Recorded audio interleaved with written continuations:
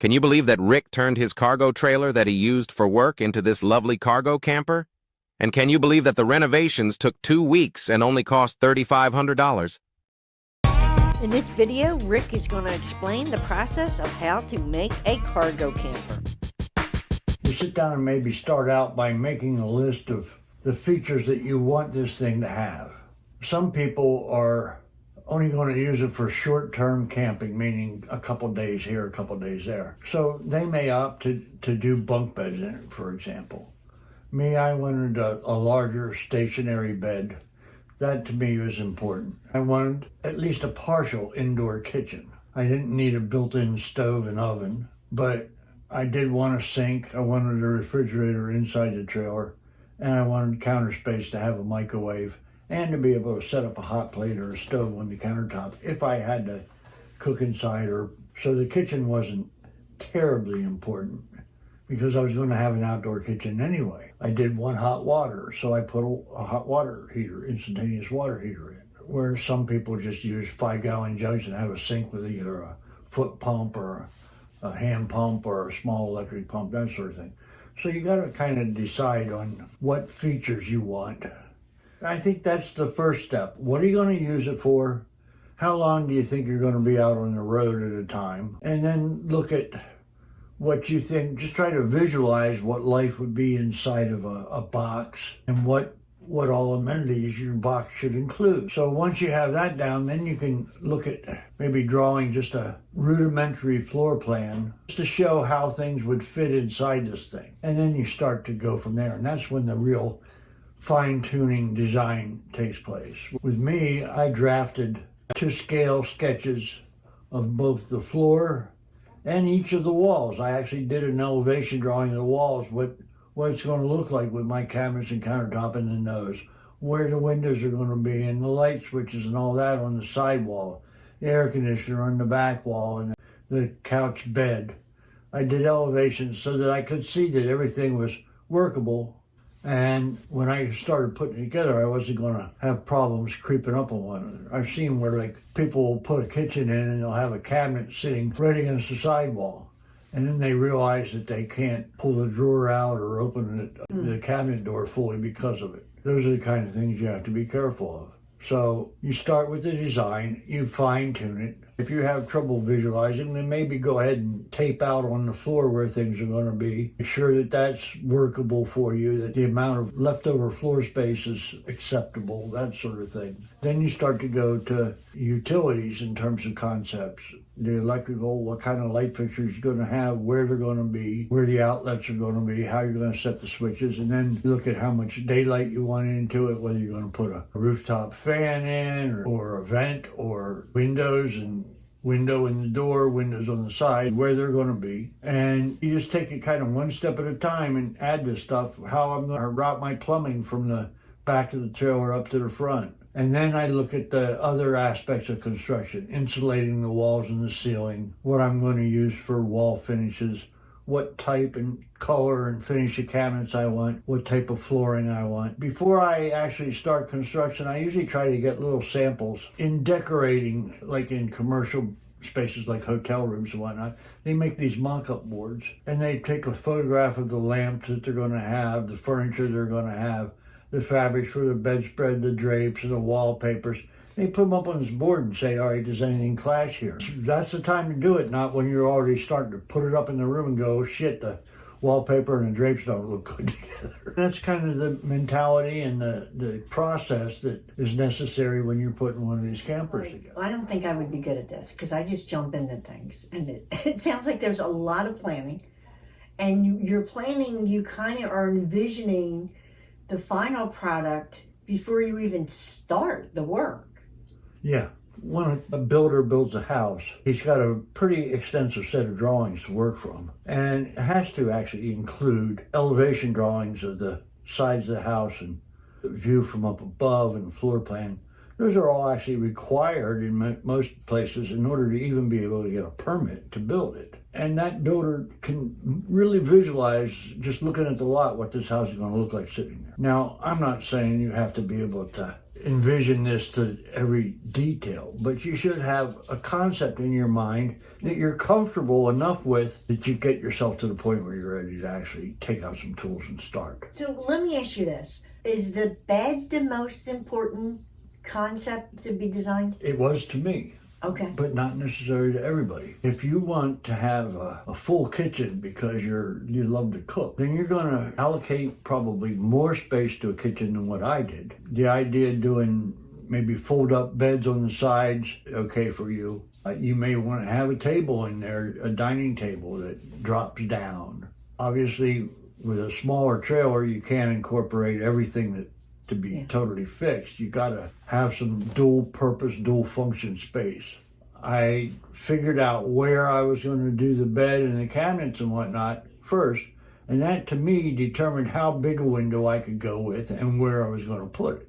I didn't want to just be cutting more studs in the sidewalls than necessary, so I located these windows so they'd be in between two studs, and they were wide enough I had to cut one stud out, but I was only cutting one stud, not two or three. There are a lot of people that have made comments after some of the videos that we put up about this trailer that, were like, well, I would have done this, or I would have done that, or I have to have this. Well, that's wonderful, but that's you. I built this thing according to what our needs were and our budget, and I tried to make this thing as versatile as possible because we weren't sure just whether or not we were going to be camping for more often and longer periods as we got older and weren't working as much. So I wanted this thing to be as versatile as possible. That was a big thing for me. Did you go on YouTube a lot and look at some designs? As I looked at the way people had furnished their trailers and laid them out, the lion's share of these trailers they're putting in plank ceilings and sometimes plank walls. I didn't want that because I've had enough experience as a carpenter knowing that all this nice dry cedar tongue and groove will eventually, if you bang into it or something falls against it, it can crack and splinter.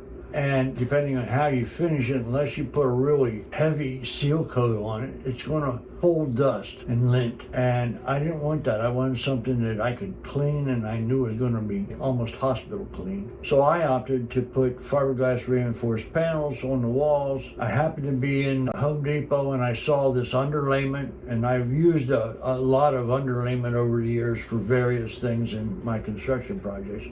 I happened to see this underlayment. It had a very nice looking, what looked like birch veneer on it. And I thought, well, gee, I'll put that up on the ceiling and I'll paint it. Well, I looked at the stuff after I put it up and it was so nice, I said, it's a sin to paint this. So I did just varnish that natural, and I varnished my cabinets natural in the trailer because I like wood tones. I just don't like an overabundance of it, and I particularly don't like rough woodwork. I see guys that build their cabinets out of furring strips and stuff like that and put a plywood top on it, and they got a raw plywood edge there. I wanted a little bit more than that. So I had some leftover Formica from a job that I did, and it was a big enough piece that I could make my countertop. What is the most challenging part for someone, or what should they really think ahead? The design part? That depends on their skills. All right, let me give you an example. As far as design goes, we ran into a guy down in the Keys. He had done a cargo conversion, and he spent, I think he said it was at least 3 weeks, if not more, just in the design stage before he ever took out a tool. Yeah, moving the tape around. Yeah. Now me, I probably spent less than a week total. It'd be a couple hours here, a couple hours there over the course of a week. So I got maybe 10 hours in the initial design stage, so I pretty much knew my layout. It wasn't a final design to the inch.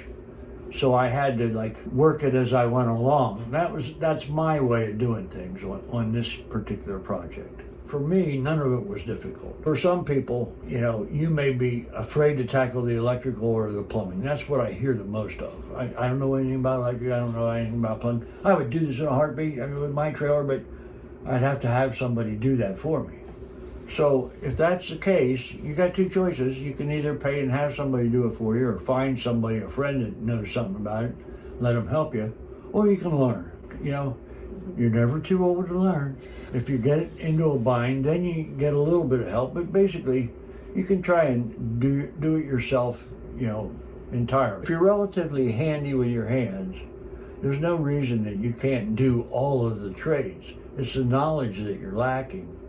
And knowledge is relatively easily obtained with the internet and YouTube, yeah. But there's still a skill with using the tools and doing something you've never done before. From working construction for years and years and years, and I probably had 500 different employees in my crews over that time. Because I used to do townhouse and apartment complex projects where I'd have 30 guys in a crew at a time. The biggest skill that any of those guys, and they were just carpenters, but this goes on to plumbers as well, and electricians. The biggest skill that you need is to be able to actually accurately read a tape measure. I had one that guy. leaves me out. I had one guy in all that time that would take a tape measure out and he'd go, it's 59 inches and 5 of them little lines. If you know fractions that you can measure accurately, you'd be amazed at how successful you can be on this stuff. That's probably the biggest challenge, is being able to accurately read. And then of course, maybe doing a little bit of basic mathematics, trying to figure out how many cuts you can get out of a sheet of plywood and that sort of thing. Well, here's the thing. If you're making a camper for yourself, I mean, unless you're a perfectionist, it doesn't have to be perfect. It's what you're willing to accept. Well, all right, and different people have different degrees of perfectionism. Yes, and different standards. And I understand that you're at a professional level, your work, where other people's wouldn't be. If a guy's doing a trailer just to take it out hunting, and he's not a skilled carpenter, and he's not that neat to begin with, he's going to come in there with muddy boots and put them up on top of his counter. He doesn't need the Ritz. And I understand that. Well, I don't think we have Ritz. We have professional craftsmanship, but I don't think we have bells and whistles. No, we don't. And bells and whistles have a dollar amount attached to them. And here's the thing. You know, you take that camper and go out, whether it's a rustic camper with a fold-up cot in there, or ours, or someone's top of the line with all these fancy bells and whistles. It's costing you the same to stay there. You're in the same environment in the woods. So it's what you really want, I guess. Well, what's the number one goal of a trailer when you take it down to its basic concept? That's to be able to sleep in it and wake up in the morning. Have enough ventilation that if you fart during the night, it's not going to drive everybody out. Because I don't know. I don't know construction. So I think it's insulation and then walls. Well, yeah, you've got to work your walls from the inside out. So actually, the first thing with mine was to run the electrical. What about the windows? When do they go in? Well, they go in early, but with mine, the first thing was to run the electrical. I knew where I was going to run the plumbing, and it wasn't inside the wall, it was outside the wall along the ceiling, so that wasn't an issue. The electric had to go in, the insulation went in. Once I had the insulation up, I put the ceiling up. And then the plywood that was inside the trailer, which I had taken off the walls in order to put the insulation in, that had to go back in. Once the plywood was in, I had two choices. I could go to the floor next, or I could actually do the finished surface on the walls, which is the FRP. And I think I put the FRP in next and put my floor in last so that I didn't have any problem with damaging it. Then the cabinets go in, and you put your wall cabinets up first because they're easier to hang when nothing's in the way. Set your base cabinets, countertop. Then you install your devices. You put the receptacles and the switches into your boxes. What is the skill level to do this? I mean, is there special tools? Is there a lot of skill level? There are a lot of specialty tools, but generally only a person that works in the trade is going to own those. I mean, I had a miter saw, power slide compound miter saw, 12-inch, that I used during the construction of my trailer. It was a $600 saw. Now, the average person doesn't have that, but you can go and buy a Ryobi battery-operated miter saw and make miter cuts. You can use a wooden $3 miter box and a handsaw. The difference between the rudimentary tools and the more expensive tools are less effort and they're faster. You can get the same results with rudimentary tools if you're conscientious and careful. I mean, if you look at some of the stuff that the Japanese create in terms of architectural products and artwork using just these little draw-type hand saws, it's amazing. Well, back in the day, they didn't have all these fancy tools. Well, the Amish, there's an example. They're building these barns and And they even do fancy trusses with these Morrison tenon joints and whatnot. And that's all done with hand tools. And I guess a lot of it, you know, if you're not happy with it, you could maybe tear some of it apart and redo it. It's really minor. I mean, they make caulking and putty just for that reason. Let me pick your brain a little bit. And this is off the cuff, so what would you tell somebody that wants to do this? I would tell them, first off, if you have trepidation about it, stop looking at it as a shotgun thing, a big approach to it, and realize that any job at all, any journey, you break it down into individual steps. And those individual steps are doable.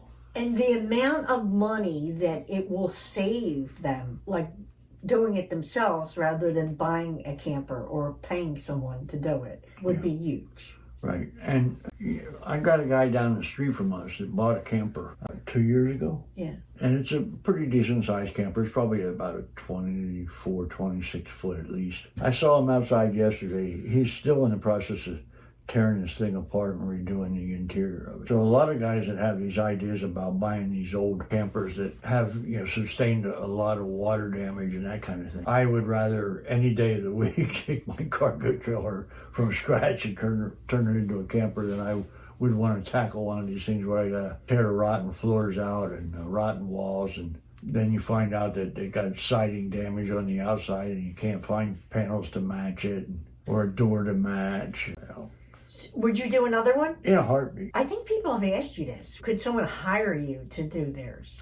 I don't know that I really would want to hire out and do a complete build for somebody else. Now, I'd do another complete build for myself, but I would be willing to help someone else with doing the plumbing or the electrical or make up the countertops for them or that sort of thing. But like, even with the cabinets, I could have built my own cabinets in this trailer. I haven't built a cabinet, a kitchen cabinet, since the early 1970s because labor was cheap enough then that it was feasible to do it.